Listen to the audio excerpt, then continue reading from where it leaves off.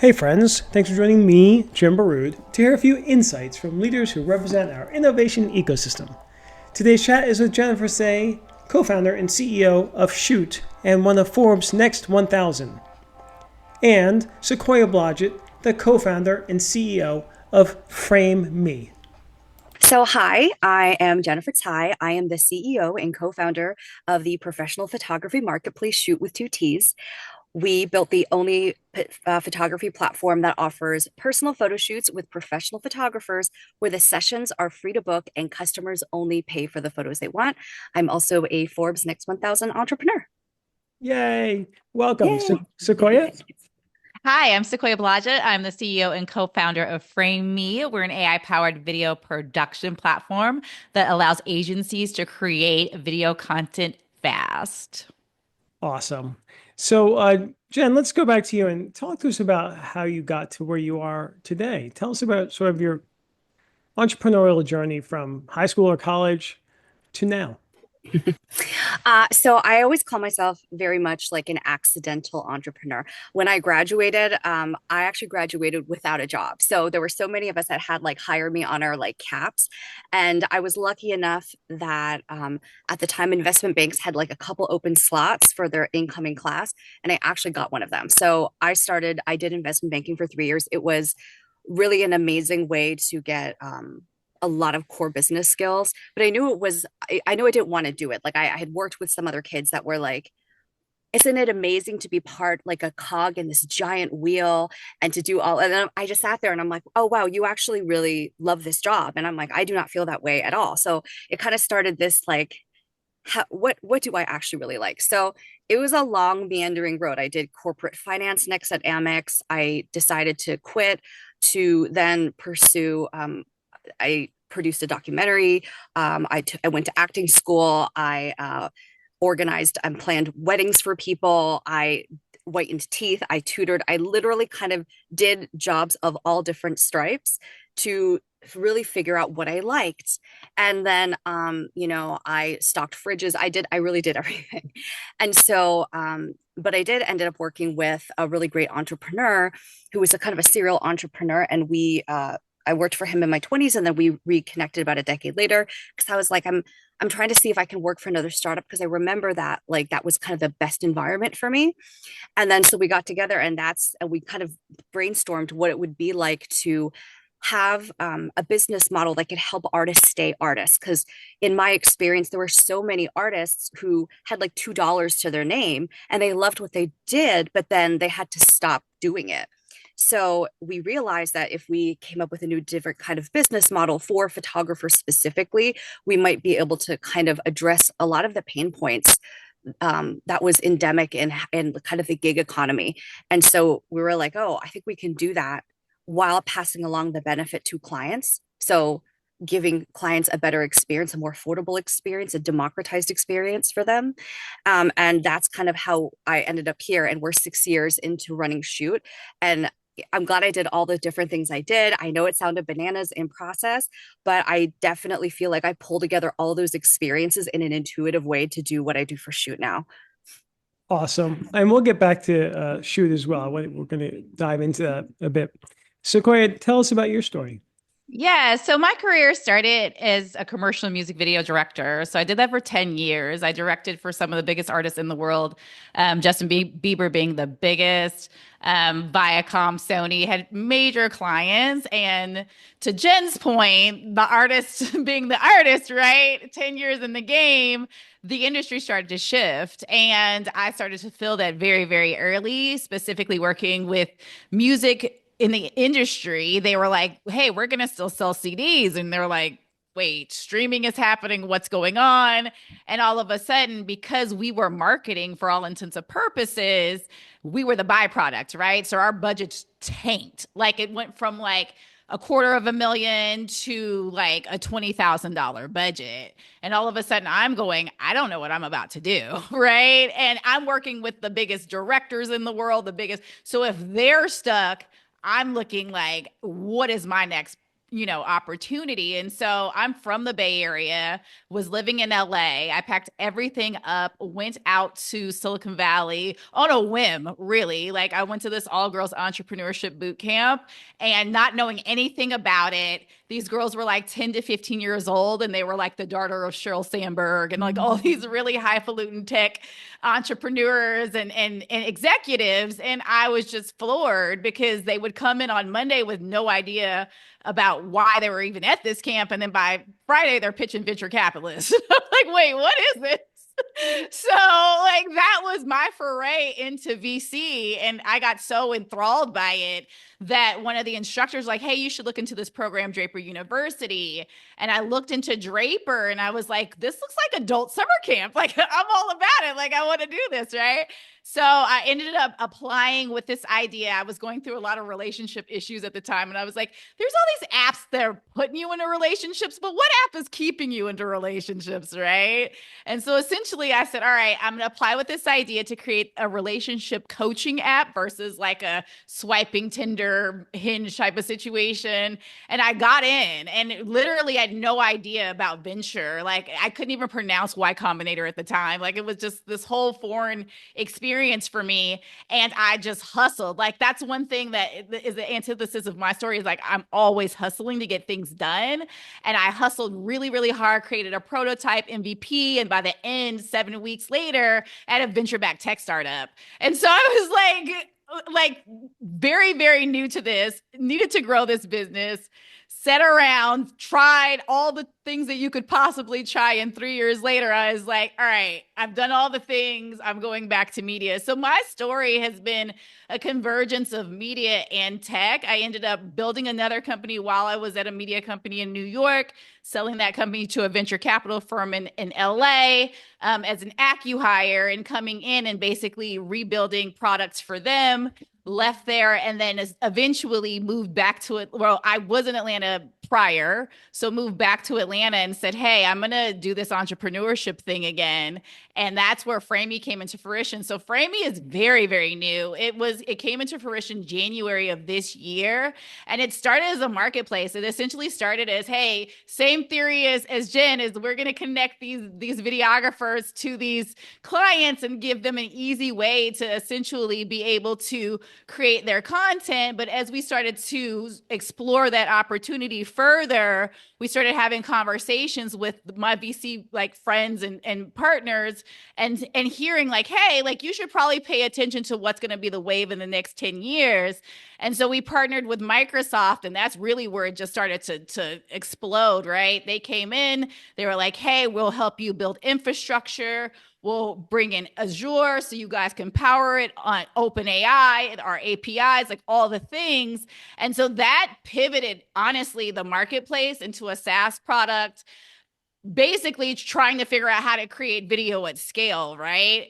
That changed the ICP. Like a bunch of things happened within that process. But I guess it's just a very, very short of a 2-decade story in terms of how we got to where we are today.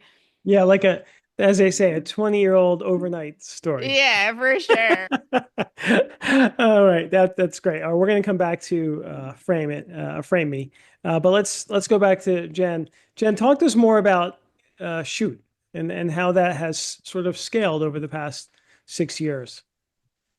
Yeah. So, in the very beginning, we were like, you have a hypothesis, right? So we're like, oh, we started when Instagram started being really popular. So we were like, oh, the people who are going to really want to book a photo shoot are influencers.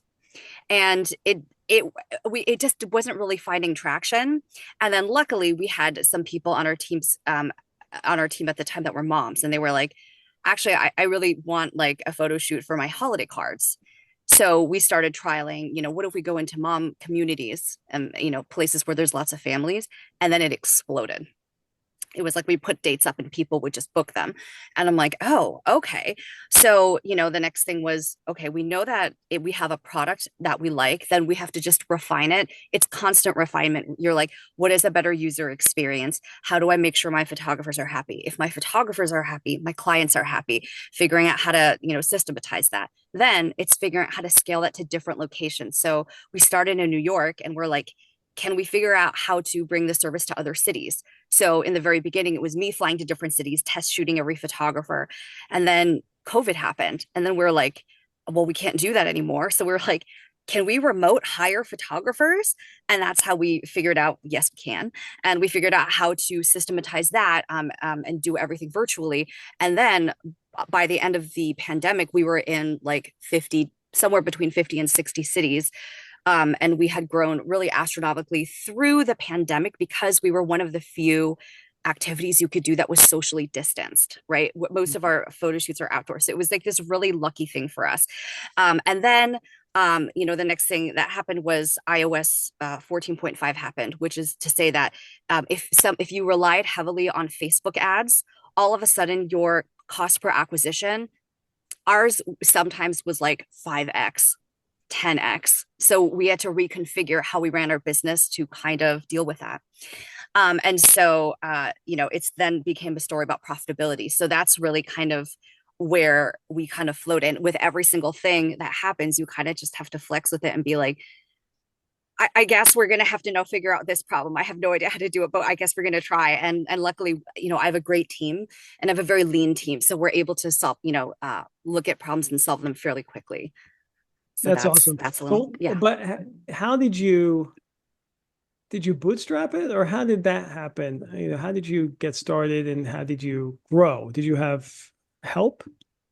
So in the very beginning, my main co-founder at the time who's the chairman now. He did some angel investing on his part, and then he brought in like a seed friends and family round. So that came in when we were growing. I think like 1 year we went from like 80,000 of revenue to like 4 million. So it was very easy. I know it was very easy to get that. And then that's when iOS 14.5 happened. So timing wise, we did have, like a friends and family seed round. And then after that, it was like, sorry, you're not getting anything else. You got to figure out how to, be profitable from here on out. Right. And then now you're obviously 6 years in, the business, you've surmounted those obstacles. You guys are on a pretty good path from what I know, I think, right? Yes. Yeah. So last year, luckily, we finally hit profitability from the time that we realized that we had to really shoot for that because we weren't going to get any, like it was either this or no business at all. It took us about a year to figure that out. And so we finally hit break even last year, and we're on track to continue that and remain profitable this year, which has been really great. That's great. And then what is the vision now? It's going from here to how do you view that? Is it numbers on the platform? Obviously revenue. What are your metrics that are important? Like the qualitative metric I want is to become known as the people photography brand that helps everyone look and feel good. So when people are like, I want to hire a professional photographer for my family, for my engagement, for my kids, for my dog, anything like that has a living being, I want them to think about Shoott as the main brand for that. Got it. Wonderful. All right, Sequoia, let's scoot over to you here with framing. Now it's obviously much younger, but talk to us, give us some sort of context or background on how that sort of, obviously you mentioned how it came together rather quickly, but how has it been the past, I guess it's a year now, right? Coming out of stealth. Yeah. So to Jen's point with the tailwinds of marketplaces and where the VC, I guess, environment or temperature was, we initially came out the gate like, oh, we're going to raise capital because both me and my co-founder were venture backed prior. So we came with high hopes and all the dreams and all the things until we started having conversations and everybody was like, no.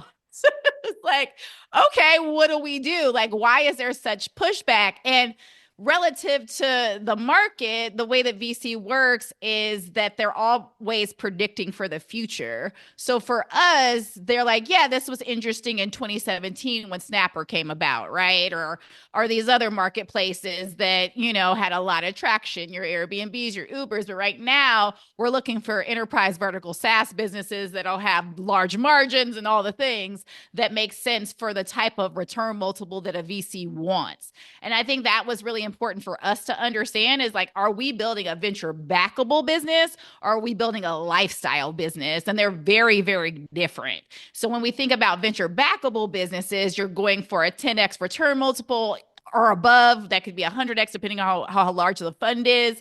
And for us, we really were like, okay, we had to come back to I have a co-founder, he's my CTO, Leif.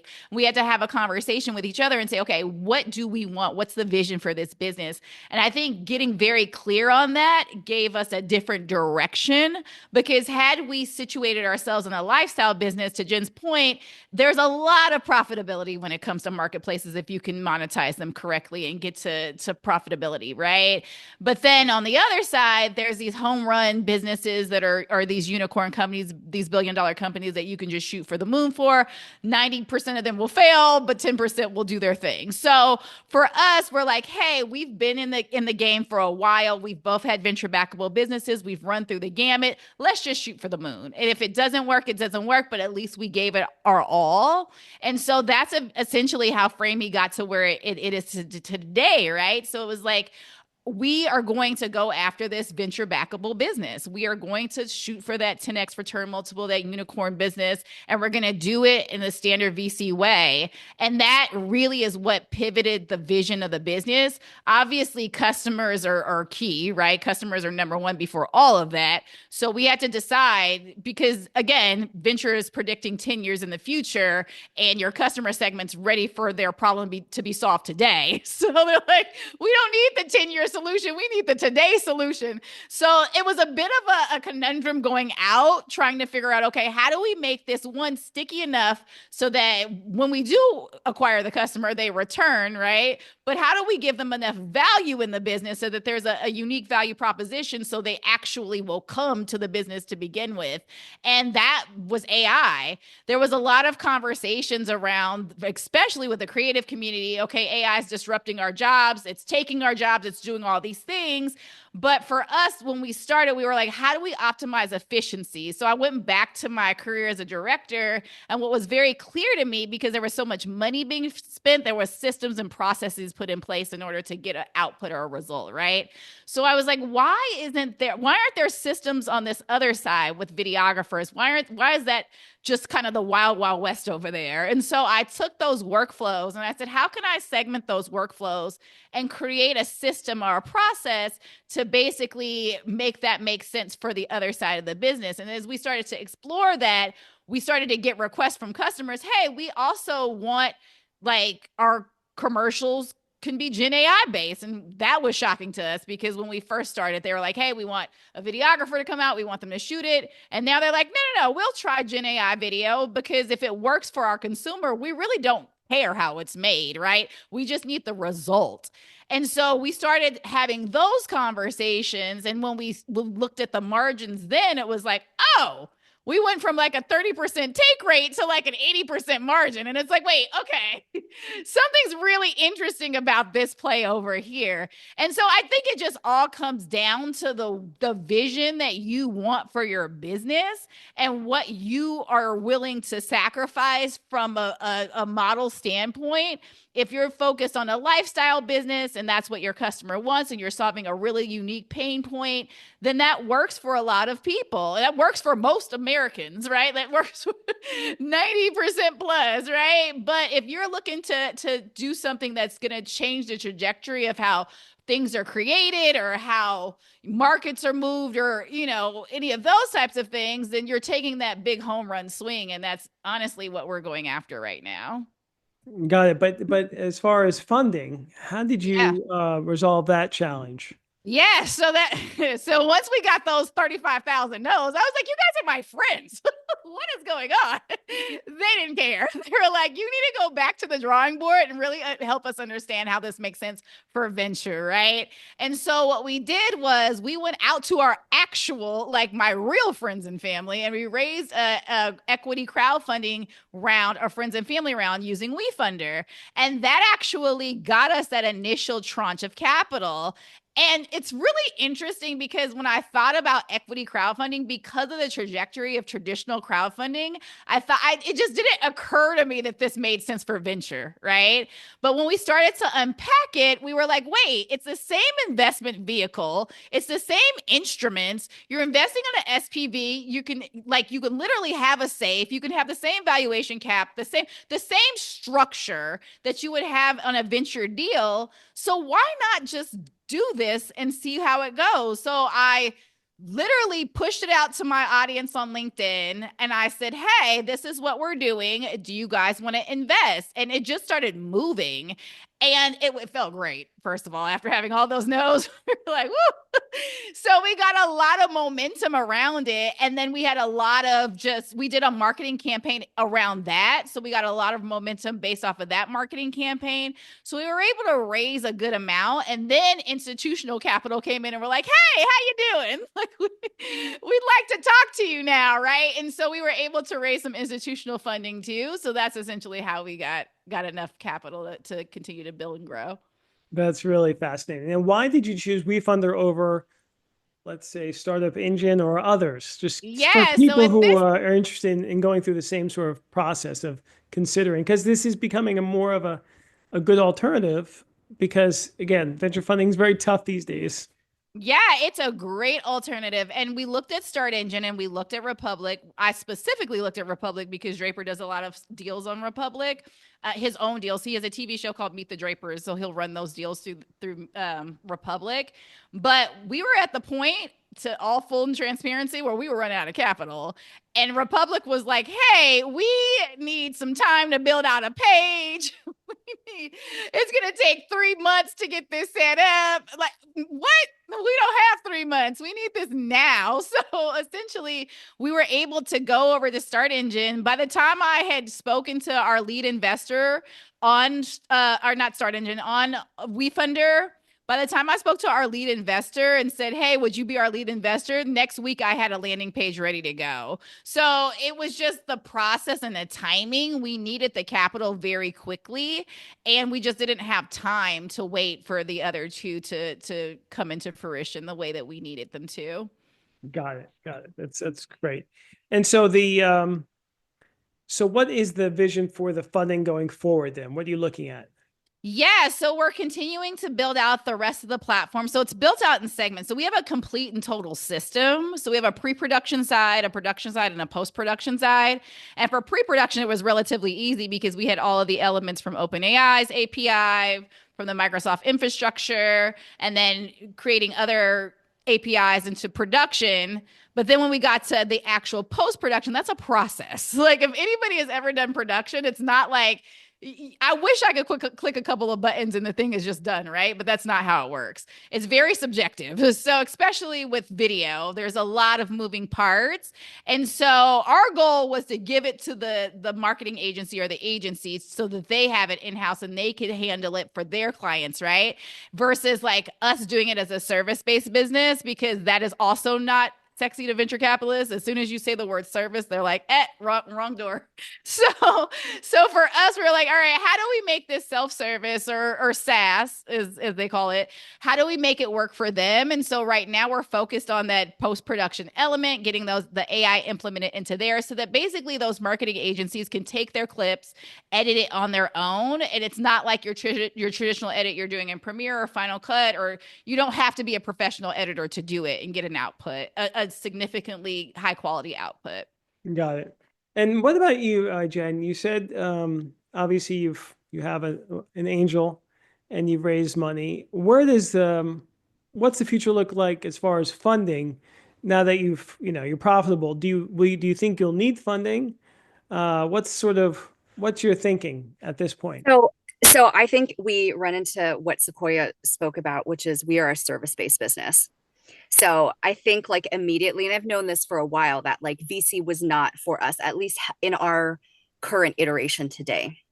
If all of a sudden, like we're able to open up other verticals or other areas, that all of a sudden we can see a 10x in there, then maybe. But I think for now, we definitely want to keep kind of building to see where we might be able to go to get a 10x. And so it's a lot of like, what can we tinker with? Like we have all these photographers. How do we use them on weekdays? Because most of families are free on weekends. That's when the bulk of our work is. So is there a way that we can actually make them more useful during weekdays and give them more gigs then? So I think there's a lot of how do we continue to refine things to have better margins? How do we get a larger, value per client? How do we make sure they come back multiple times a year? And then how is there some way to 10x? Maybe with the use of AI, we're not sure, but that's kind of what 2025 is for us, is to figure out how, we can get that.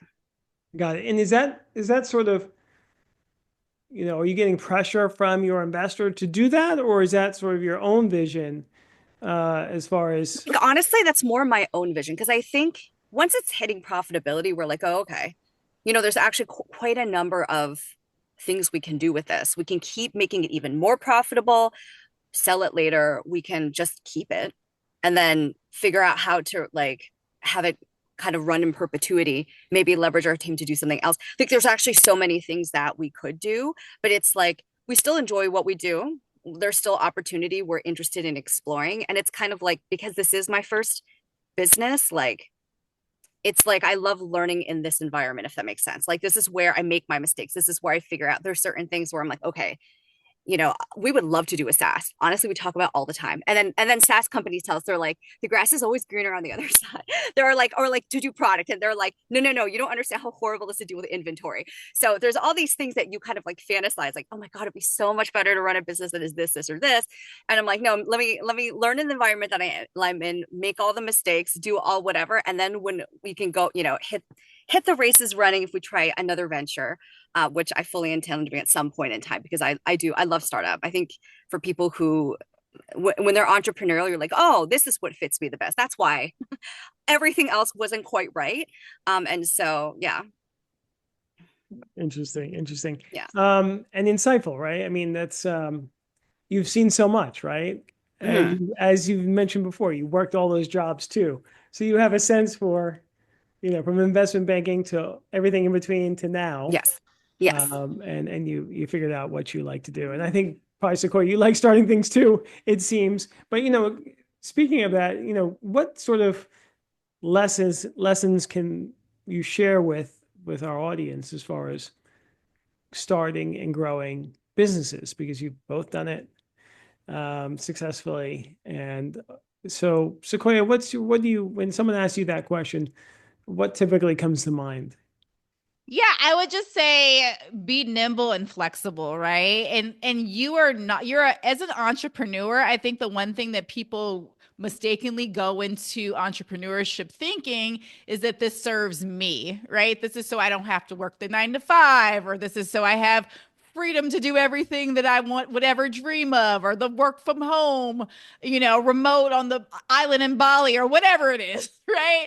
But the reality of the situation is entrepreneurship is a selfless game. Like it has nothing to do with you. You are serving the customer. Everything is about the customer. How you build product is about the customer, having a feedback loop and understanding exactly what they want, what problems you're solving, does your solution meet their need, right? And so I think that is my feedback for anybody who goes into entrepreneurship thinking, oh, this is going to be me kicking back on my laptop in Bali. No, that is not how that works. You are literally going to be of service to your customer. And then eventually, as you grow and scale the business, you're also an employee of that business. So you didn't just relieve yourself from like ever working for a business. You actually work for that business, especially if you raise venture. You are now a employee of that business that you created. So yeah, that would be my just immediate feedback is just know that going into entrepreneurship, it is not freeing you from the 9 to 5. It is actually giving you a 9 to 12, 9 to 1 a.m. sometimes, depending on how you're going about it in the beginning, your early days. So I would definitely say you are of service going into it for sure. I like that, of service to others. That's a great sort of headline. Jen, what about you? Yeah, I think I think, I've been talking to some people who were like, oh, I want to get into entrepreneurship. Like, what are the steps that I need to do? Like, and I just always want to say, like, the journey is really not linear. Um, you can understand it retrospectively, right, to see like, oh, this is how these things built up, but it is not a linear path at all. And it's really about just putting one foot in front of the other. Like, what's the next right step? That's what we always thought every day, because you're inundated with like, I have to make 20,000 decisions today. But the way that you kind of go through it is like, okay, what's the one thing I can push forward today, even with everything else going on, that would make the biggest difference. And so it's kind of, you have to really like solving problems. So I think some people, they're like, oh my God, this is so overwhelming. There's so many problems. But I have to say, like, the people on my team are like pathologically semi-addicted to um, like finding new solutions to all these problems. Like, it's very energizing for us. It doesn't make us feel overwhelmed. We don't shut down. If anything, we're like, this is really an amazing environment to continue growing in, right? And contributing to. And just to anyone wanting to start, I really feel like you also have to have patience and tenacity to make a great team, because you like, the thing you realize is like, we might be really brilliant on our own, but like, we're only one person. And so there's a limitation to that, right? And so whatever that means for you professionally or personally, like, you need that support system to function optimally, to be good at what you do. And then the last thing is like, I was like, have the tenacity to also make sure, besides having the right team members and support structure, the right vendors. We used to be like, oh, no, this vendor knows better than me. Like, I don't know. And now we're like so great at just like really testing the vendors that we have, and they can make or break us in different ways. And we've found that. And we're really grateful for the vendors we've been able to find. And we're very, very focused on making sure those are the right ones. That is this the right vendor? Is there a better vendor? Is there no better vendor? And we should take this in-house. Just continuously asking those questions has been really, really helpful for us as well. Got it. What about mentors or advisors? We always advise those as people in the ecosystem as potentially being so helpful, right? Sequoia, do you have any mentors or advisors that have helped you along the way over the years? Yeah, I definitely have. Like in my first career, my mentor was one of the biggest directors in the world. Like he directed for Beyonce, and Justin Bieber is how I got the Justin Bieber job from him, right? So because he had such a high profile, I was able to work for free, right?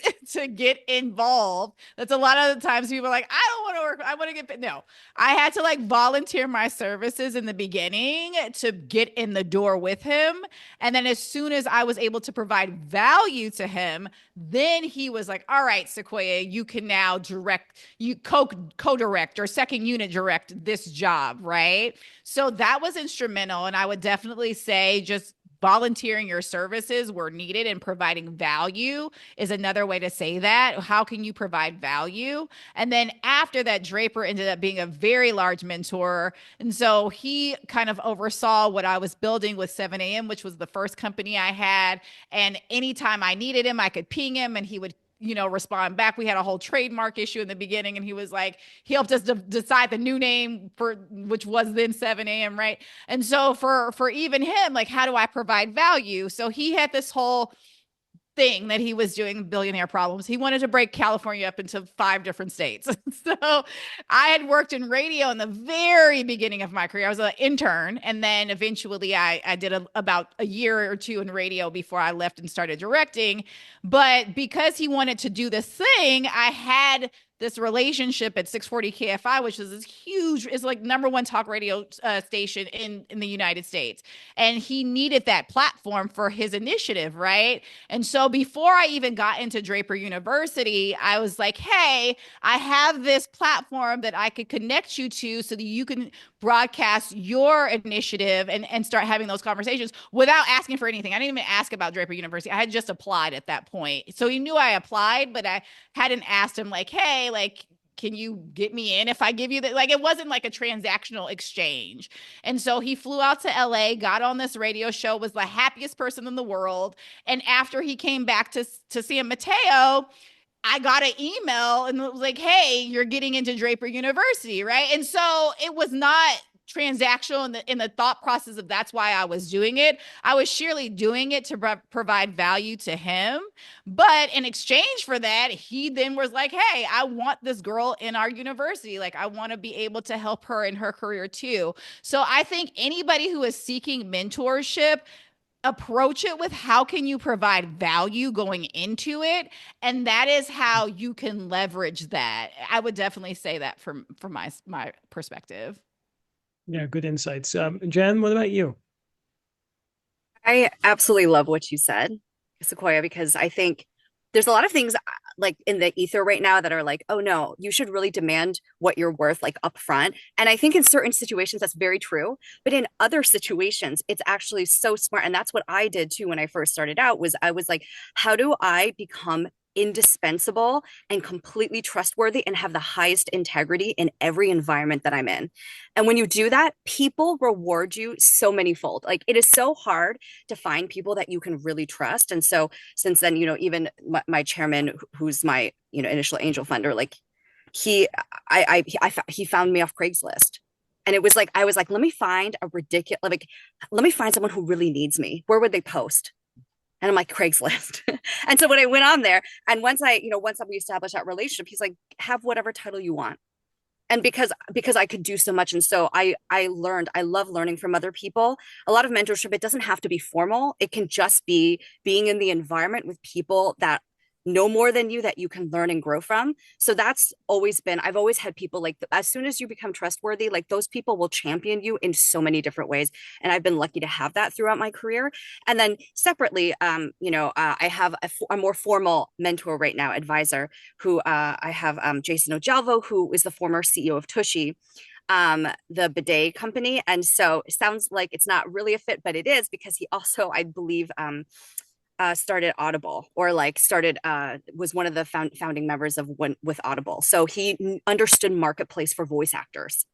So all of a sudden he understood marketplace for voice actors, the challenges that come up with that, and building that marketplace from scratch, dealing with artists and everything that goes along with that. And then also running a current D2C brand, which is we're a D2C brand as well. So that was really, the overlap is great. So sometimes when we're trying to solve issues, like he immediately knows how to answer a lot of the questions that are very practical. I don't have any issue like asking him. He's so great with. So, I'm always be your best self, and people will come to you. That's how I see it. That's great. That's great. All right. So this has been a great conversation. We usually do a just one thing tips for our audience. So let's start with, one tip for female entrepreneurs in general. Jen? My one tip is you can't fail if you don't give up. And a lot of times, if you just stick with it and you really have that grit to go through it, you can oftentimes make your way to the other side of a challenge. That's my one tip to people. Sequoia? My one tip would definitely be to just push forward, because there is this stigma about being a female entrepreneur. I never saw myself as a female anything. I wasn't a female director, a female founder, you know what I mean? Like I just was a director. I just was a founder. And when you put yourself in that box, you tend to start to think about all of the stigmas that come with that box. So I just don't put myself in the box. So I would say just consider yourself the founder, the director, whatever your role is, that is what you are. You're not a female this or male this, or they don't even say male entrepreneur. So for me, I say just do the thing and keep pushing forward without the stigmas that are related to it. Great. Okay. And what about one tip for female entrepreneurs who are looking to raise money for their venture? Let's start with you, Jen.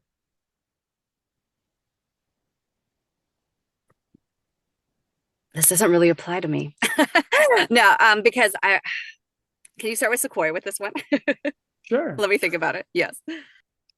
So, if you're looking to raise for your venture, I would say get traction first. Do not go knocking on doors and asking VCs for money because they're basically benchmarking you against the rest of the market and they're looking at people who are doing better than you. And they're like, okay, if this company is doing better, has more traction, has more, a larger TAM, they're looking, when I say TAM, that's total addressable market. They're looking at all of these different metrics in order to decide to back you. So if you come with momentum, it's honestly like dating, right? Like if you come from a place of desperation, the person's not going to want to be with you. But if you come and you're like the hottest thing in the market, like everybody wants to be involved, right? So I say that the exact same thing applies from a raising standpoint. If you're the hottest thing in the market, you've got all this momentum, all this traction, people are paying attention to you, the VCs will come. So don't go chasing them, let them chase you.